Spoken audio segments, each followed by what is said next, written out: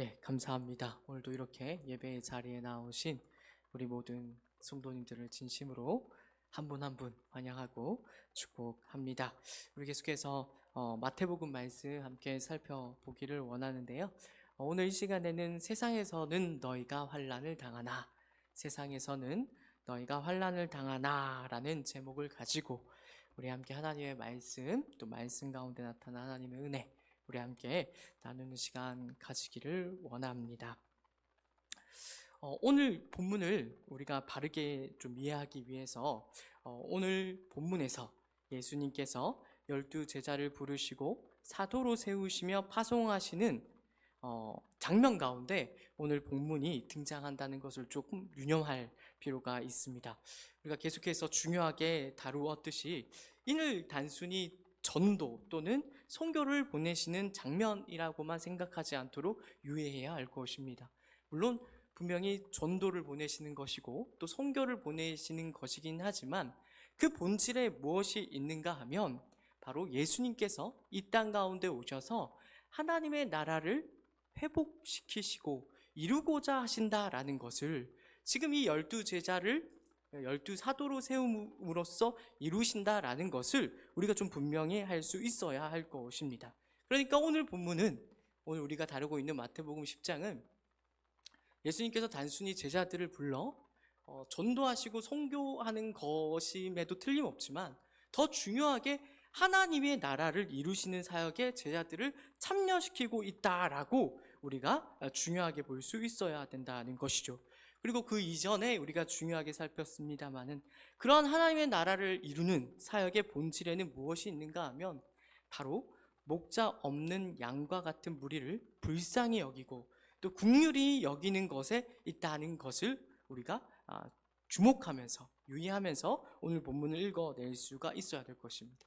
바로 이러한 본질에서부터 제자들에게 하나님의 나라를 가르치고 전파하는 것, 그리고 병든 자도 고치고 죽은 자도 살리고 나병한 자도 깨끗하게 하고 귀신도 쫓아내는 그런 일들이 허락된다라는 것이죠. 근데 이제 그런 예수님께서 사역의 제자들을 참여시키면서 오늘 본문에서 무엇을 말씀하고 계신가 하면 중요한 지침 하나를 주고 계십니다.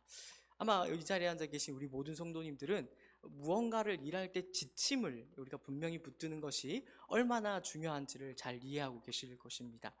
이와 관련해 가지고 제가 고등학교 때 있었던 일을 좀 한번 얘기를 드려볼까 하는데요. 고등학교 때 이제 단기 선교를 간 일이 있습니다. 태국 북부 지역으로 단기 선교를 갔었는데 이제 거기 선교사님이 굉장히 기도를 많이 하시는 분이시고 또 그러다 보니까 이제 어떤 일을 계획을 가지고 이렇게 진행하시는 분이 아니라 굉장히 이제 그때그때마다 이제 기도 응답에 따라서 이제 사역을 하시는 분이셨어요. 근데 이제 저희가 사역하러 갔던 지역이 태국 북부 지역이었는데 그때 이제 우기 지역이었고 밀림 지역에 있는 원주민들을 전도하는 그런 일들을 했었기 때문에 굉장히 조금 일정이 타이트하고 힘들었습니다. 그래서 이제 무엇보다 그 일에 있어서 중요한 것이 계획을 세우고 가는 일이지 않겠습니까? 근데 이제 아무리 오랜 시간을 걸어도 다음 목적지가 안 나오는 거예요. 그러니까 이제 한 곳에서 사역을 하고 그 다음 사역지로 이동을 해서 그 사역지에서 또 이제 뭐 여러 가지 사역들을 준비해서 이동하고 그랬는데 한 번은 이 사역지에서 사역을 하고 다음 사역지로 이동을 하는데 이게 끝이 안 나오는 거죠. 그러니까 비도 내리고 그 산악 지역, 밀림 지역을 이렇게 다니다가 보니까 거기 뭐가 있는가 하면 거머리가 엄청 커다란 것이 있더라고요. 우리나라에서는 볼 수 없는 엄청 커다란 거머리였는데 이제 숲을 지나갈 때마다 이제 거머리가 물어가지고 이제 근데 이제 고등학생들이었는데 이제 막 피가 막 많이 나고 그랬었어요. 그래서 이제 제가 너무 힘들어가지고 선교사님한테 그런 말씀을 드렸어요. 뭐라고 그랬냐면 선교사님 도대체 언제까지 가야 다음 목적지에 이룰 수 있습니까? 라고 너무 힘든 마음에 너무 힘든 마음에 그렇게 말씀을 드렸어요. 그때 이제 선교사님이 하셨던 말씀이 잊혀지지가 않아요. 이게 좋은 추억이기도 하고 안 좋은 추억이기도 한데 그때 선교사님이 뭐라고 얘기하셨냐면 이렇게 얘기하셨어요. 가보면 알아 라고 이야기를 하시더라고요. 그 말이 왠지 모르게 그때 인상에 나오면서도 은혜가 되면서도 참 마음 한편으로는 힘든 그런 기억이 아직까지 남아 있습니다. 제가 무슨 말씀을 드리는가 하면 이것과 같이 우리에게 분명한 지침이 있는 것과 지침이 없는 것은 큰 차이가 있다라는 거죠. 우리가 가야 하는 목적지가 어디인지를 정확하게 안다면 어느 정도 큰 힘을 들이지 않고 그 목적지에까지 안전하게 다다를 수 있을 것입니다. 그러나 그 목적지가 도저히 어디인지를 알지 못할 때 조금 더 우리가 많이 마음을 힘들어하면서 그 길을 걸어갈 수도 있다라는 것이죠. 그런 맥락에서 오늘 우리 마태복음 10장에 예수님께서 주시는 지침은 우리 신앙생활에 굉장히 중요한 지침이라는 것을 우리가 유의하면서 오늘 본문을 읽어야 할 것입니다. 예수님께서 오늘 본문에서 어떤 지침을 주고 계시죠? 제가 우리 성도님들을 위해서 이렇게 간단하게 요약을 해보았습니다. 그것이 무엇인가 하면 바로 하나님의 나라를 이루는 사역에 세상의 미움과 반대, 핍박과 박해가 반드시 있다라는 것입니다. 사실 오늘 본문은 온통 그 이야기를 하고 있다는 것에 우리가 주목할 수 있어야 될 것입니다. 16절을 우리가 다시 한번 보기를 원하는데요. 같이 한 목소리 읽어보겠습니다. 보라, 내가 너희를 보냄이 양을 이리 가운데로 보낸과 같도다. 그러므로 너희는 뱀같이 지혜롭고 비둘기같이 순결하라. 예수님께서 제자들에게 뱀같이 지혜로워야 한다라고 말씀을 하십니다. 근데 뱀같이 지혜로울 뿐만 아니라 비둘기같이 순결해야 된다고도 이야기를 하십니다. 우리가 생각했을 때는 참으로 어려운 일인데 이 일을 우리에게 명하시는 이유가 무엇인가 하면 바로 예수님께서 제자들을 보내시는 것이, 세상에 보내시는 것이 꼭 무엇과 같은가 하면 양을 이리 가운데로 보낸과 같기 때문이라고 예수님께서 그렇게 말씀을 하고 계시는 거예요. 17절 말씀을 보면 사람들을 삼가라라고도 이야기를 하시죠. 세번역으로는 삼가라가 아니라 조심하여라라고 조금 더 우리가 이해하기 쉽게 번역을 했어요. 사람들을 조심해야 된다라고도 말씀하십니다. 왜 그렇다고 이야기를 하십니까? 그 뒤에 말씀에 예수님이 이렇게 설명하시죠. 세상이 제자들을 공회에 넘겨줄 것이라고 하십니다. 그들을 회장에서 채찍질할 것이라고도 말씀을 하시죠. 그래서 이제 제자들을 어디로 끌고 가시는가 하면 총독들과 임금들 앞에 끌고 가는, 아마도 재판의 상황을 이야기하는 것으로 우리가 읽을 수 있는데 그런 상황까지 우리를 몰고 갈 것이라고 예수님께서 우리에게 이야기를 하고 있는 것입니다. 결정적으로 22절에서는 이렇게도 이야기하시죠. 너희가 내 이름으로 말미암아 모든 사람에게 미움을 받을 것이나 끝까지 견디는 자는 구원을 얻으리라 라고 말씀을 하시는 것입니다. 쉽게 아멘하기 어려운 말씀이죠.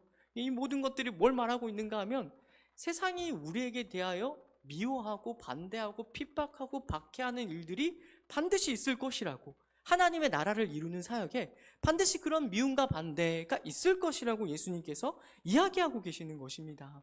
이것을 그냥 예수님께서 그 제자들을 세우시고 사도로 파송하시면서 하는 일시적인 이야기가 아니다라는 것을 우리가 주목할 수 있어야 할 것입니다.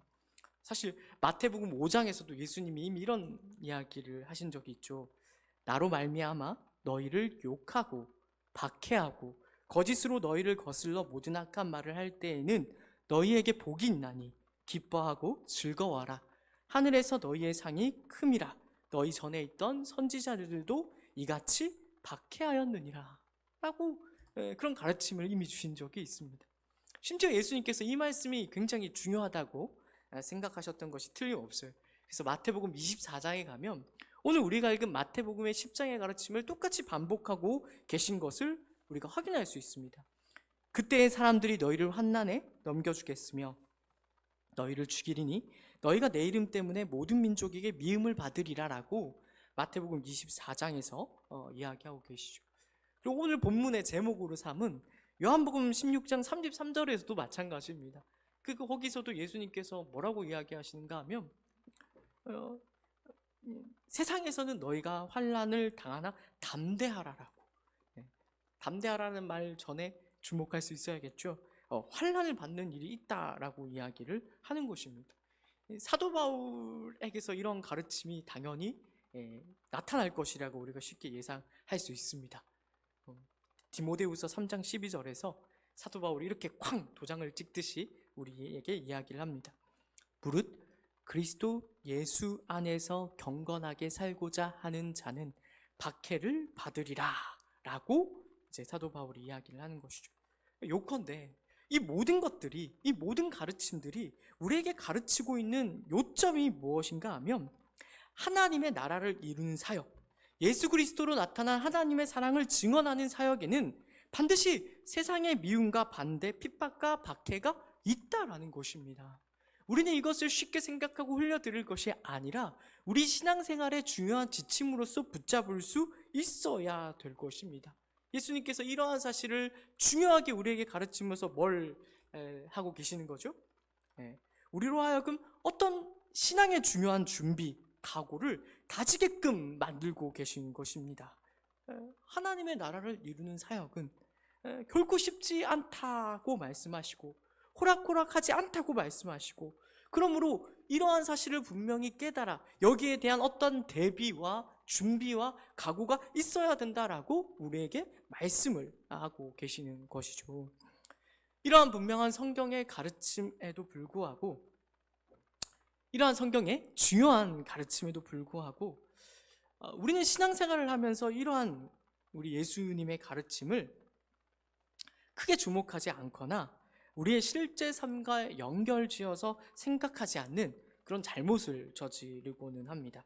이 모든 것을 우리가 쉽게 간과하거나 망각함으로써 어떻게 생각을 하는가 하면 우리의 신앙생활을 쉽게 이렇게만 생각을 하는 것이죠.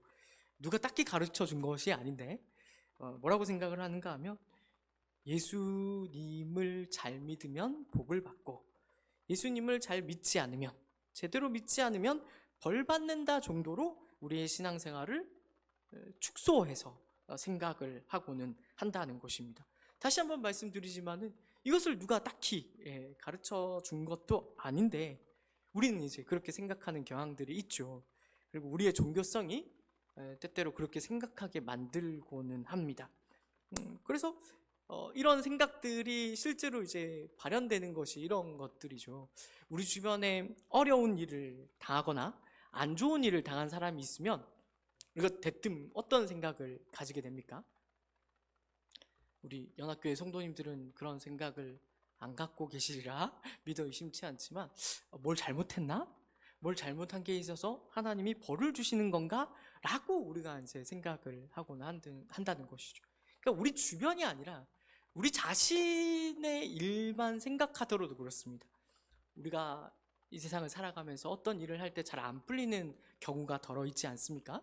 그런 잘 안 풀리는 일들을 당할 때 우리 마음 가운데 어떤 생각을 하죠? 안 좋은 일을 당하거나 사고를 당하거나 하면 대뜸 가장 먼저 떠오르는 생각은, 당연히 또 우리 연합교회 성도님들은 안 그럴 거라고 안 그랬으면 좋겠다고 생각을 하지만 대뜸 저부터도 무슨 생각을 하냐면 내가 하나님한테 뭐 잘못을 했나? 내가 뭘 잘못한 게 있어서 하나님이 나에게 벌을 주시나? 라는 그런 생각을 우리가 너무 쉽게 은연중에 가지게 될 때가 많이 있다라는 것입니다. 물론 이것을 우린 조심해서 이해를 해야 됩니다. 왜 조심해서 이야기해야 되는가 하면 이러한 생각에는 일말의 진실이 분명히 담겨있기 때문에 그렇습니다. 예를 들어서 신명기 28장이 대표적인 예라고 할 수가 있죠. 신명기 28장을 집에 가서 읽어보시면 우리가 말씀에 순종할 때 어떤 복을 받는지에 대해서 아주 자세하게 잘 설명해 놓고 있습니다. 그리고 말씀에 순종하지 않는 삶을 살 때 하나님께서 우리를 어떻게 징계하시는지에 대해서도 굉장히 잘 나타나 있습니다. 그러니까 이런 말씀들을 볼 때 이것은 분명히 틀림없는 사실입니다. 우리가 신앙생활을 잘할 때 하나님께서는 우리의 일상 가운데, 우리의 인생 가운데 복을 주신다라는 것입니다. 그리고 우리가 말씀대로 살지 못할 때에는 거기에 대하여 경책하시며 징계하시는 일이 분명히 있다라는 것이죠. 이것이 분명히 우리 신앙의 중요한 한 축으로서 우리가 생각을 하고 붙들 수 있어야 될 것입니다. 그러나 잘 생각해야 합니다. 뭘 더 잘 생각을 해야 되는가 하면 이러한 신앙의 중요한 한 축이 전부라고 생각되기 시작하면 우리의 신앙이 잘못되고 왜곡된 방향으로 나아갈 수 있다는 것을 우리가 주의해서 생각할 수 있어야 된다는 것입니다. 분명히 우리 주님께서는, 우리 하나님께서는 우리가 말씀대로 살 때, 믿음대로 살 때 우리에게 복을 주시고, 그렇지 않을 때는 벌을 주시는 것이 틀림없지만 그것이 결코 전부는 아니다라는 것을, 우리 신앙생활 전반을 제대로 설명하는 것은 아니다라는 것을 우리가 중요하게 깨우칠 수 있어야 되는 것입니다. 그것을 중요하게 깨우치는 것이 사실 욥기의 중요한 주제이지 않습니까? 욥은 의로운 사람이지만 환난을 당합니다. 어려운 일을 당합니다. 그런 것과 같이 우리 신앙생활에는 그런 잘하면 복받고 못하면 벌받는다로만 설명될 수 없는 그런 하나님의 일하심이 있다는 것을 우리가 분명히 깨우칠 수 있어야 된다는 것이죠. 사실 제가 이렇게 길게 이야기하긴 했습니다만은 우리 삶의 경험으로만으로도 충분히 알 수 있는 이야기일 뿐만 아니라 성경 전체를 조금만 꼼꼼히 읽어본다면 얼른 알 수 있는 내용들이죠. 우리가 생각했을 때는 성경에 나타난 인물들이 말씀대로 잘 살아서 복받은 사람들이라고 쉽게 생각을 합니다만은 자세히 읽어보면 우리가 알게 됩니다만은 꼭 그렇다고 말하기 애매한 부분들이 있다는 것을 알게 되죠. 그 대표적인 인물이 여러 인물들이 있습니다만은 아마도 사도 바울일 것입니다. 사도 바울은 참으로 하나님의 사람이지 않습니까? 물론 처음에는 예수님을 박해했던, 초대교회의 제자들을 박해했던 그런 못난 인물이었지만, 죄인 중에 괴수와도 같은 인물이었지만 다메섹 도상에서 예수님을 만나고 그의 삶이 완전히 바뀌지 않습니까? 그래서 이방인을 위한 사도로 귀하게 이제 쓰임 받는데, 그런 사도 바울이 우리가 생각했을 때, 우리의 생각에 정말로 어떤 어려운 일도 없었느냐, 성공한 인생을 살았느냐, 복받은 인생을 살았느냐, 형통한 인생을 살았느냐라고 묻는다면 꼭 그렇지 않다라는 것을 알게 되죠. 사도 바울은 참으로 믿음의 사람이었지만 세상의 모진 미움과 반대, 핍박과 박해를 그 누구보다 많이 받아야만 했다는 것을 우리가 기억할 수 있어야 할 것입니다. 그러니까 제가 앞에서 인용했듯이 이런 고백도 할 수 있었던 것이겠죠. 무릇 그리스도 예수 안에서 경건하게 살고자 하는 자는 박해를 받으리라. 가장 결정적으로요, 성경에 나타난 여러 인물들이 아니라 바로 우리가 믿는 예수님께서도 그런 길을 걸으셔야만 했다는 것을 우리는 중요하게 생각을 해야 합니다. 요컨대 말씀대로 살면 복을 받고 말씀대로 살지 않으면 벌 받는다는 것이 우리 신앙의 중요한 한 내용이기는 하지만 그것이 우리 신앙생활을 전부를 제대로 설명하는 것일 수는 없다는 것을 우리가 중요하게 생각할 수 있어야 된다는 것입니다. 그렇다면 우리는 우리의 신앙생활을 도대체 어떻게 생각을 해야 하는 것일까요? 우리가 예수님을 잘 믿음에도 불구하고 당하는 모든 힘들고 어려운 일을 우리는 어떻게 생각할 수 있어야 될까요? 정답부터 말씀드리자면, 신앙생활이란 우리가 하나님 아버지의 사랑을 받는 자녀로서 하나님 아버지의 자녀다워지는 싸움을 하는 것이라는 것을 우리가 분명하게 붙들어야 할 것입니다. 그것을 성경에서는 거룩해지는 것이라고도 말을 하고요, 또 다르게 그리스도를 닮아 나가는 것이라고도 이제 말을 하고 있습니다. 우리 주님께서 실제로 이렇게 가르치지 않았습니까? 너희 아버지의 온전하심 같이 온전하라. 누가복음에서는 너희 아버지의 자비로우심과 같이 자비로운 자가 되라 라고 우리 주님께서도 가르쳐 주셨죠. 즉 신앙생활이란 단순히 예수를 잘 믿어서 복받고 성공하고 형통한 인생을 살아가는 정도가 아니라, 단순히 예수님을 믿고 천국에 가는 정도가 아니라 하나님 아버지의 사랑 안에서, 그 예수 그리스도의 사랑 안에서 우리가 거룩하게 빚어져 나가는 것임을, 우리가 하나님 아버지를 닮고 예수 그리스도를 닮아 나가는 것임을 우리가 중요하게 생각할 수 있어야 된다라는 것입니다. 예수 그리스도로 나타난 하나님의 아버지의 사랑을 아는 존재로서 이 세상 가운데 그 무엇보다 위대하고 명예로운 존재로서 살아가는 것에 우리 신앙생활의 본질이 있다라고 말을 할 수가 있는 것입니다. 물론 누군가는 이렇게 이야기할 수도 있을 것입니다. 예수 믿고 천국 가는 것이 신앙의 가장 중요한 내용이고 전부이지 않겠느냐라고 말을 할 수도 있겠죠. 물론 그건 틀림없습니다. 예수 믿고 천국 가는 거, 그걸 빼놓고 우리가 무엇을 얘기할 수 있겠습니까? 예수님을 믿으면 우린 천국에 갑니다. 그것은 우리 신앙의 중요한 한 내용일 것입니다. 그러나 우리가 여기에서 멈춰 설 것이 아니라 이것이 우리 신앙생활 전부를 설명해 낼 수는 없다는 것을 중요하게 생각을 해야 됩니다. 왜 그렇죠? 예수 믿고 천국 가는 게 전부라면 우리가 천국 가기 전까지 남아있는 인생을 설명할 수가 없게 됩니다. 왜 예수님께서는 오직 은혜로 구원하시는데 아직까지도 우리를 천국에 데려가지 않으시는 걸까요? 누군가는 이러한 질문에 대하여 사명 때문이다 라고 대답을 할지도 모르겠습니다. 많은 영혼을 구원하는 사명, 전도, 복음 전파, 이러한 것들을 통하여 많은 사람들을 구원하기 위하여 구원받은 자로서 아직도 이 세상을 살아가게 하시는 거라고 대답할 수도 있는 것이죠. 그러나 우리가 조금만 곰곰이 생각해 보면 알지만 그것도 온전한 답이 아니다라는 것을, 온전한 답이 될 수 없다는 것을 알 것입니다. 그때 우리는 성경으로 돌아가 성경이 여기에 대하여 무엇이라고 가르치는지를 주목할 수 있어야 할 것입니다.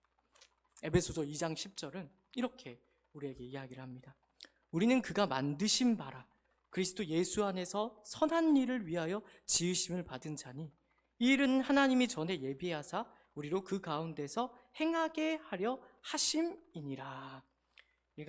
제가 지난번 설교 때도 말씀을 드렸는데 여기서 에베소서 2장 10절에서 그가 만드신 바라라는 번역이 조금 아쉬운 번역이라고 말씀드렸습니다. 원어로는 포에마인데 작품이란 뜻입니다. 그것도 그냥 작품이 아니라 아주 위대한 작품을 일컬을 때 포에마라는 표현을 쓰는데 무슨 이야기를 하고 있는가 하면 2장 10절은 하나님께서 우리를 구원하신 이유와 목적을 뭐라고 생각하는가 하면 우리를 하나의 위대한 작품으로 만드시기 위하여 우리를 구원하셨다라고 이야기를 하고 있다라는 것이죠. 디도서 2장 4절은 좀 더 분명하게 이렇게도 이야기를 합니다. 그가 우리를 대신하여, 여기서 그는 예수 그리스도입니다. 그가 우리를 대신하여 자신을 주심은 모든 불법에서 우리를 속량하시고 우리를 깨끗하게 하사 선한 일을 열심히 하는 자기 백성이 되게 하려 하심이라. 이 모든 구절들이 말하는 것이 무엇인가 하면 하나님께서 예수 그리스도 안에서 오직 은혜로 우리를 구원하신 이유와 목적이 있다라는 것이죠. 구원하신 것으로 끝이 아니라 그렇게 구원하심으로 의도하시고 목적하시고 계획하시고 작정하신 것이 있다고 성경이 가르치고 있다는 것입니다. 그것이 무엇입니까? 에베소서 2장 10절의 표현을 따르면 그것은 우리가 하나님의 위대한 걸작품이 되는 것입니다. 우리가 위대하고 명예로우며 아름다운 존재가 되는 것에 하나님의 계획과 목적과 작정이 있다라고 성경이 가르치고 있다라는 것이죠. 바로 그것을 위하여 오늘이 주어져 있고 우리의 신앙생활이 이 땅에서 계속된다라는 것을 우리가 주목할 수 있어야 되는 것이죠. 그런 존재로서 우리가 세상 가운데 보냄을 받는다라고 우리는 생각할 수 있어야 된다는 것입니다. 우리가 세상을 한번 생각을 해볼까요? 우리 주님께서 분명하게 말씀하셨습니다. 세상은 하나님을 압니까? 모릅니까? 하나님을 모르기 때문에 세상이라고 말을 할 수가 있을 것입니다. 하나님의 사랑을 세상은 알지 못합니다. 그런데 여기서 우리가 조금만 더 생각해 보면요, 우리가 살아가는 이 세상이 왜 이렇게 생지옥인가가 바로 여기서부터 시작된다는 것을 알 수가 있습니다. 왜 이 세상이 생지옥이 됩니까? 그것은 쉽게 얘기해서 하나님의 사랑을 세상이 알지 못하기 때문입니다. 하나님의 사랑을 알지 못하기 때문에 세상 사람들은 어떻게 이 세상을 살아야 할까요? 하나님의 사랑을 모르기 때문에 이 세상 사람들은 자기 인생을 반드시 자기가 책임져야만 합니다. 자기 밥그릇은 자기가 책임져야만 한다는 것이죠.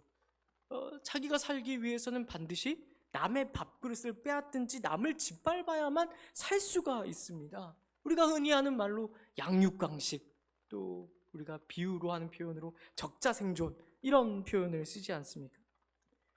세상은 여기에서 벗어날 수가 없는 것입니다. 왜요?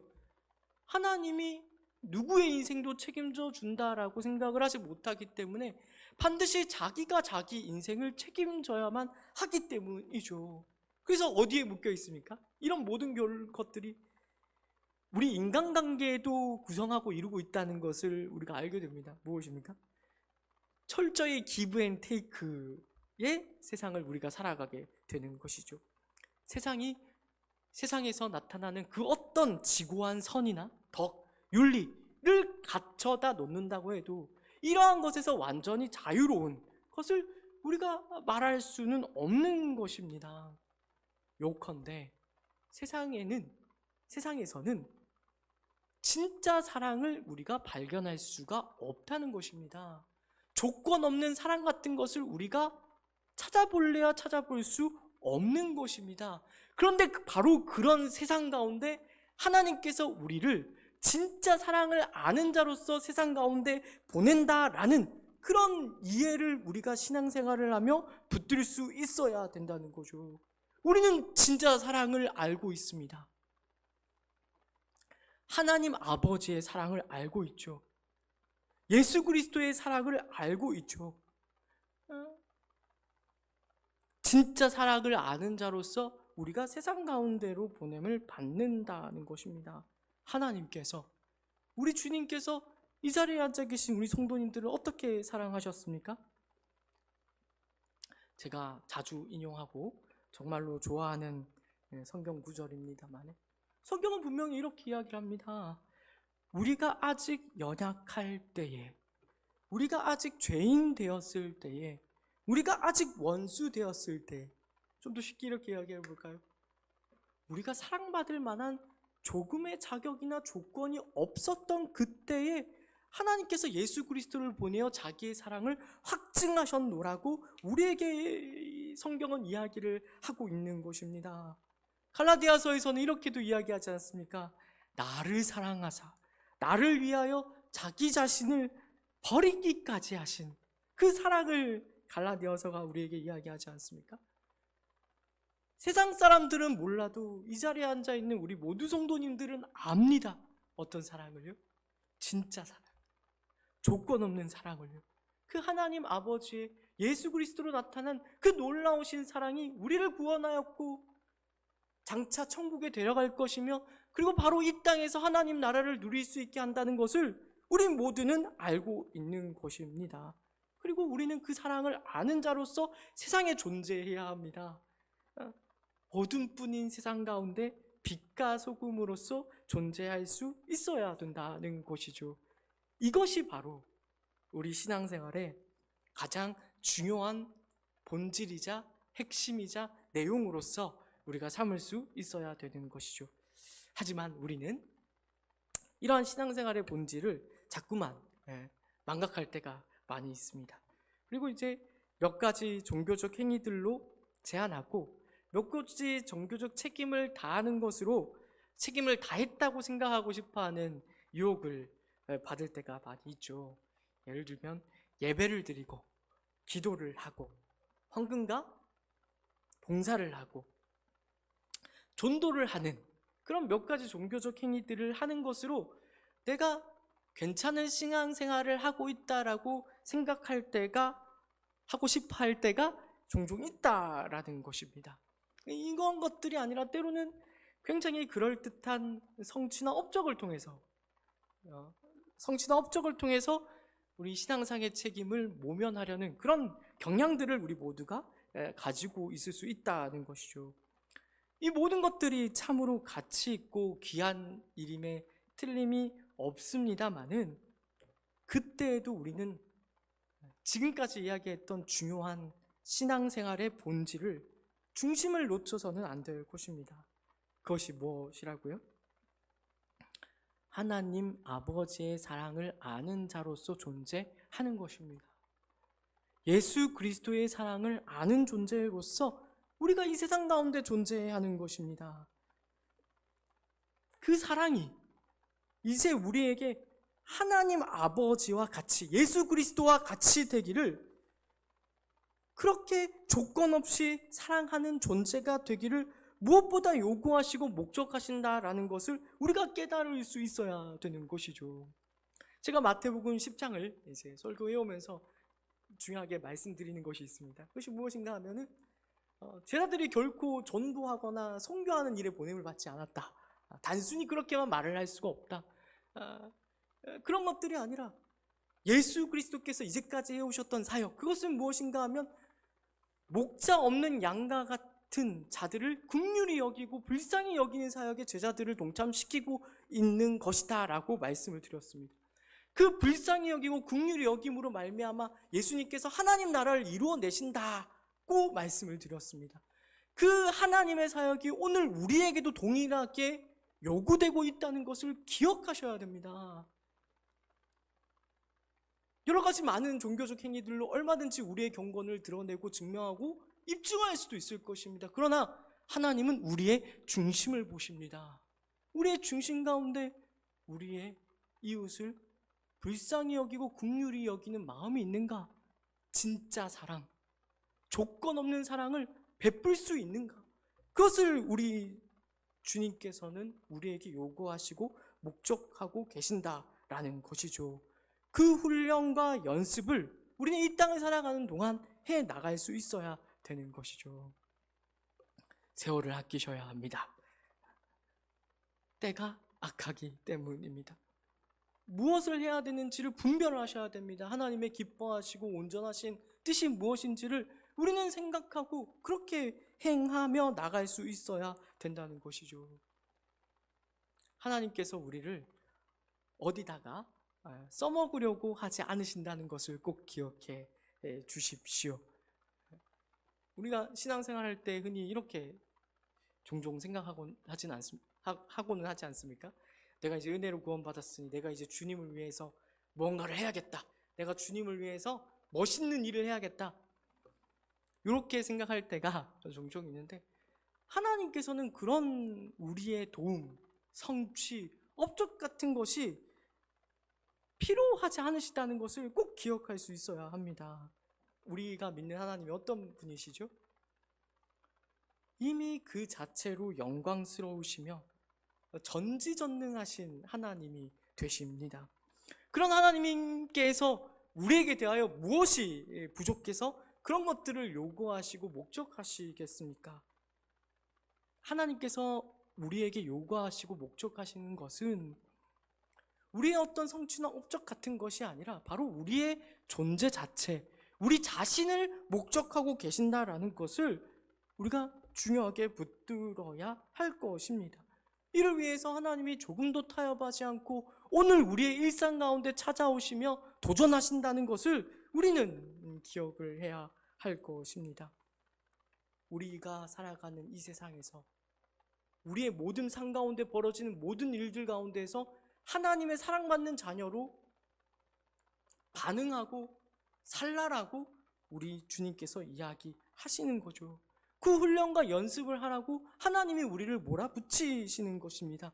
그렇게 함으로 우리에게 하나님의 나라를 당장 지금에서부터 이루라고 말씀하시는 것이죠. 그래서 신앙생활이 쉽지가 않다라고 말씀을 드릴 수가 있는 것이죠. 저도 가끔은 그런 생각을 합니다. 예수 믿고 천국 가는 것이 우리 신앙생활의 전부였으면 참으로 좋겠다 라는 그런 생각을 하는데, 그러나 동시에 이걸 기억해야 되겠죠. 예수님께서 우리 신앙생활이 좁은 문 좁은 길이라고 말씀하신 것을 기억해야 합니다. 누구든지 나를 따라오려거든 자기 자신을 부인하고 자기 십자가를 져야 한다라고 말씀하신 것도 기억할 수 있어야 될 것입니다. 이 모든 말씀을 좀 더 쉽게 이렇게도 말할 수 있지 않을까 싶어요. 모난돌이 정을 맞습니다. 정말로 그렇지 않습니까? 오직 은혜로 우리를 구원하신 하나님께서 이제는 우리더러 거룩해지라고 하십니다. 위대하고 명예로워지라고 하십니다. 아름다워지라고 하십니다. 세상은 알지 못하는 그 사랑을 받고 누리고 있는 자들로서 진짜 사랑을 할 수 있는 자들이 되어 보라고 말씀하시는 것입니다. 그것을 위하여 하나님은 오늘도 일하고 계신다는 것, 쉬지 않고 일하고 계시다는 것, 폭풍같이 우리에게 일하고 계시다는 것을 우리는 기억할 수 있어야 될 것입니다. 그 사랑을 증언하는 삶을 살아내셔야 될 것입니다. 세상은 그 사랑을 모릅니다. 그래서 의심할 수밖에 없을 것입니다. 우리를 미워하고 반대할 것이고 핍박하고 박해할 것입니다. 그 속에서 하나님의 사랑을 증언할 때 세상은 비로소 진짜 사랑을 깨닫게 될 것입니다. 이것을 우리 신앙생활의 중요한 구심점으로 삼을 수 있어야 된다라는 것이죠. 여기서 벗어나야 되는 것입니다. 예수 잘 믿고 복 받는 인생을 사는 것, 예수 제대로 못 믿어 벌 받는 인생을 사는 것, 이런 간단한 도식에 갇혀서 신앙생활하는 것이 아니라 하나님이 우리 인생에게 대하여 도대체 무엇을 목적하시고 요구하시고 계획하시는지를 쫓아 들어가 그 삶을 살아낼 수 있어야 되는 것이죠. 그러면 비로소 우리가 세상의 미움과 반대, 핍박과 박해를 넉넉히 감당할 수 있는 힘을 얻을 수 있게 됩니다. 세상은 그 사랑을 알지 못하니 우리에게 대하여 어떻게 할까요? 알지 못하니 당연히 억울한 일이 생깁니다. 당연히 억울한 일이 생깁니다. 우리가 아무리 세상에게 대하여, 우리 주변의 이웃들에게 대하여 진심을 다하여 정성을 다하여 잘해준다고 하더라도 세상은 그 사람을 의심할 것입니다. 미워하고 반대하는 데까지 이르게 될 것이고, 결국 그 가운데서 우리가 어떤 일을 당하게 될까요? 억울한 일을 당할 것입니다. 억울한 일을 당하면 기분이 어떻죠? 당연히 슬퍼할 일도 있을 것이고 분노할 일도 생길 것입니다. 여기가 말하자면 가장 어려운 부분이죠. 그러나 우리 예수 믿는 우리 모두는 이런 어려움이, 이런 억울함이 하나님의 주권 아래에서 우리에게 허락되었다는 것을 믿음의 눈으로 볼 수 있어야 됩니다. 그 억울함이 무엇을 만들어내고 우리를 어디로 밀어내는가를 볼 수가 있어야 된다는 것이죠. 이게 신앙생활에서 가장 어려울 것입니다. 나는 맞는데, 나는 틀리지 않았는데, 내가 잘못하지 않았는데, 그런 세상의 오해와 손가락질 아래에서 우리는 힘들어 할 것입니다. 그리고 거기에서 승질을 부리고 우리의 의의를 드러내고 증명하고 싶은 유혹에 빠질 수도 있을 것입니다. 그렇게 함으로써 내가 틀리지 않았음을, 내가 옳았음을, 나의 의의를 드러내고 증명함으로써 세상을 심판하고 정죄하고 싶어하는 유혹에 빠질 수도 있을 것입니다. 그러나 그때 잘해야 할 것입니다. 그때 기억하셔야 합니다. 무엇을요? 하나님 아버지께서 우리를 어떻게 사랑하셨는가? 예수 그리스도께서 십자가에서 우리를 어떻게 사랑하시고 구원하셨는가를 우리가 주목할 수 있어야 되는 것이죠. 어떻게 우리를 사랑하셨습니까? 예수님께서 십자가에 달리셨을 때 그 주변에 있던 군중들은 예수님을 향하여 손가락질을 하고 침을 뱉고 조롱을 했죠. 네가 만일 하나님의 아들이거든 네 자신이나 구원하라라는 그런 말도 안 되는 조명을 받아야만 했습니다. 예수님은 하나님의 아들이셨습니다. 참으로 하나님의 아들이셨습니다. 그러나 그러한 사람들의 조롱에도 불구하고 예수님께서는 자기의 옳음을, 자기의 의를 증명함으로써 우리를 구원하지 않았다라는 것을, 하나님의 사랑을 증명하지 않았다는 것을 우리가 주목해야죠. 그런 비판과 조롱 가운데 예수님께서 이런 기도를 드리셨다는 것을 기억하십시오. 아버지, 저들을 사하여 주옵소서. 아버지, 저들을 사하여 주옵소서. 자기들이 하는 것을 알지 못함이니이다 라고 기도를 하셨습니다. 이러한 예수님의 사랑 때문에 우리 모두가 이 자리에 있다는 것을 기억해야 합니다. 이 자리에 앉아있는 우리 모든 성도님들 중에 누구도 먼저 주님 앞에 나아가 내가 예수님을 믿겠다고 고백한 사람이 없음을 기억해야 됩니다.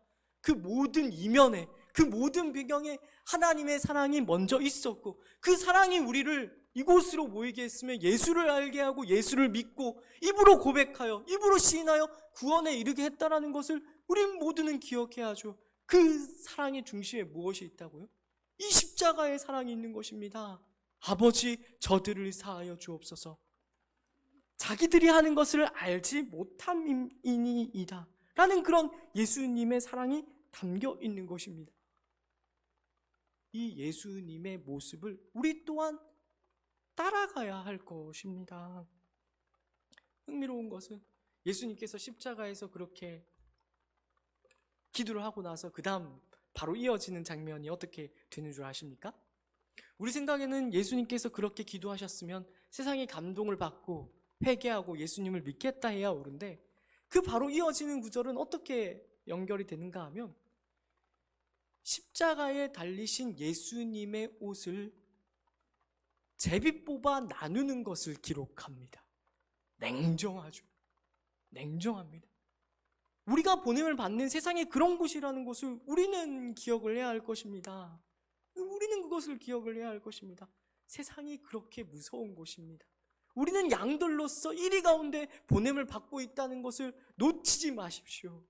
신앙생활을 하면서 우리가 종종 배신을 당하지 않습니까? 저 사람은 안 그럴 거야, 저 사람은 결코 그러지 않을 거야 라고 생각하는데, 그때 우리가 뒤통수를 맞는 일들이 비일비재하다는 것을 우리도 경험하고 우리 주변의 많은 사람들도 경험하는 것을 알고 있을 것입니다. 그때 놀라지 않으셔야 합니다. 왜요? 우리는 이리 가운데로 부름을 받거든요. 이리 가운데로 보냄을 받거든요. 그리고 그때 기억하십시오. 우리보다 먼저 이 배신당한 길을 걸어가신 분이 있었고, 우리를 사랑하시되 끝까지 사랑하신 분이 계셨다라는 것, 배신당하여 십자가에 죽을 때까지도 포기하지 않고 우리를 사랑하신 분이 계셨다라는 것을 우리는 기억할 수 있어야 되는 것이죠. 세상은 세상대로 악한 역할, 나쁜 역할 하게끔 내버려 두십시오. 우리가 잘한다고 해서 저들이 감동받아 바뀔 거라는 기대나 생각도 하지 마십시오. 다만 우리가 무엇을 해야 되는지를 진지하게 고민하고 살아내시기를 진심으로 축복합니다. 그것이 우리가 받은 명예입니다. 우리만 할 수 있는 일이고 우리만 할 수 있는 위대한 역할이라는 것을 기억해 주십시오. 그렇게 훈련하고 연습함으로 하나님 아버지를 닮고 예수 그리스도를 닮아갈 수 있어야 되는 것이죠. 이렇게 말씀을 드리면 또 너무 거창하게 생각해서 그럼 도대체 어쩌란 말이냐라고 생각하실 분들이 계실지 모르겠습니다. 우리 바로 옆을 한번 보실까요? 네, 바로 옆을 한번 돌아보십시오. 네, 바로 옆에 누가 앉아 있는지를 보시고, 네, 앞뒤를 한번 보시고, 보이십니까? 네. 네.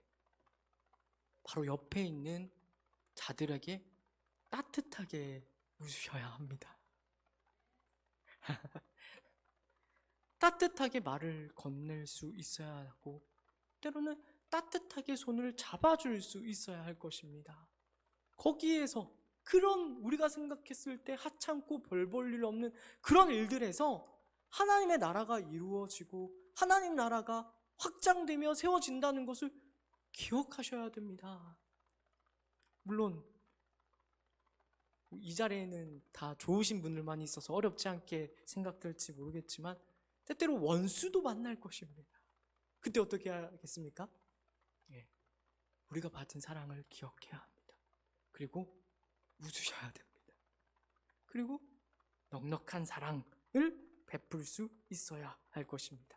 그렇게 예수님의 사랑을 증거할 때 바로 이 땅에 하나님의 나라가 이루어진다는 것 기억하셔서 매일매일 일상에서 죽어서만 하나님의 나라를 누리지 말고 바로 이 땅에서 이미 임한 하나님의 나라를 누릴 수 있는 우리 모든 믿음의 백성들 되시기를 그 나라의 백성들 되시기를 진심으로 축복합니다. 기도하겠습니다. 사랑과 은혜가 많으신 하나님 아버지, 은혜를 감사합니다. 오늘 이 시간 말씀을 통하여서 하나님 아버지께서 예수 그리스도 안에서 우리를 어떻게 사랑하셨는지를 다시 한번 놀랍게 확인합니다. 우리는 그 사랑을 이해할 수가 없습니다. 우리가 아는 사랑에는 그런 사랑을 우리가 받거나 하거나 한 기억이 없기 때문입니다. 그러나 바로 하나님께서 그런 사랑을 우리에게 베푸셨다라는 것을 우리가 이 시간 다시 한 번 더 분명하게 확인합니다. 우리는 사랑받을 만한 그 어떤 자격이나 조건이 없음에도 불구하고 그 놀라우신 은혜가 우리로 그 사랑을 받고 누리게 하셨음을, 우리의 죄가 사함받고 용서받고 의롭다함을 받아 하나님 나라에 들어가게 만들었음을 이 시간 확인합니다. 그 은혜 아는 자로 이제는 세상을 사랑하게 하여 주옵소서. 하나님이 우리의 인생에 대하여, 우리 삶 가운데 대하여 무엇을 목적하시고 바라시는지를 이제는 깨달아 알아 우리의 모든 삶 가운데에서 하나님의 나라를 이루어 나가는 사명을 감당케 하여 주옵소서. 세상 가운데 하나님의 사랑을 증거함으로 어둠뿐인 곳에서 빛과 소금이 되는 멋진 인생, 위대하고 명예로운 인생 살아가는 우리 모두가 되게 하여 주옵소서. 지금은 우리 주 예수 그리스도의 은혜와 하나님 아버지의 놀라우신 사랑하심과 성령 하나님의 위로 인도 교통 충만하심의 역사가 이제로부터 하나님의 우리 주 예수 그리스도 안에 나타난 그 사랑을 받고 누리는 자로서 진짜 사랑을 세상 가운데 전하기로 결단하는 모든 주의 백성들 위해 이제로부터 영원까지 함께 있을지어다. 아멘.